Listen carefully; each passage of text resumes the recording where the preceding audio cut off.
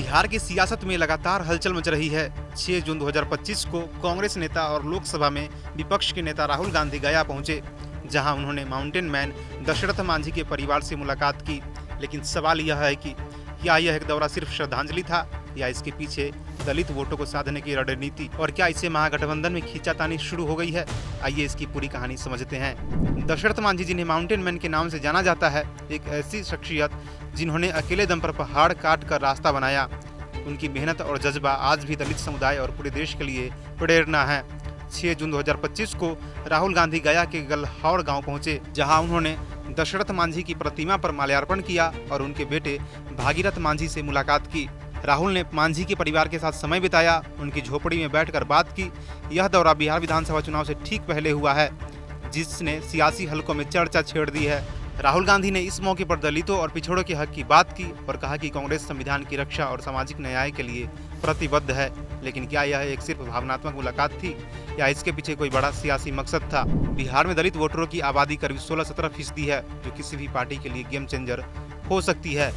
कांग्रेस, जो महागठबंधन का हिस्सा है, लंबे समय से दलित, ओबीसी और मुस्लिम वोटरों को अपने पाले में लाने की कोशिश कर रही है। राहुल गांधी का यह दौरा दशरथ मांझी जैसे दलित नायक के परिवार से मिलना एक सांकेतिक कदम माना जा रहा है। लेकिन सवाल उठता है, क्या यह कदम महागठबंधन के सहयोगियों, खासकर आरजेडी और अन्य दलों को असहज कर रहा है?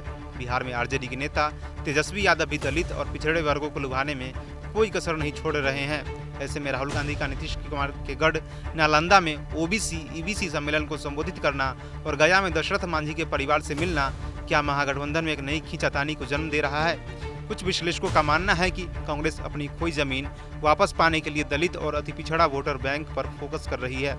लेकिन अगर यह रणनीति आरजेडी के वोट बैंक में सिंध लगाती है, तो क्या महागठबंधन की एकता पर असर पड़ेगा? महागठबंधन, जिसमें आरजेडी, कांग्रेस और अन्य छोटे दल शामिल है, बिहार में बीजेपी और जेडीयू गठबंधन को चुनौती देने के लिए बनाया गया था।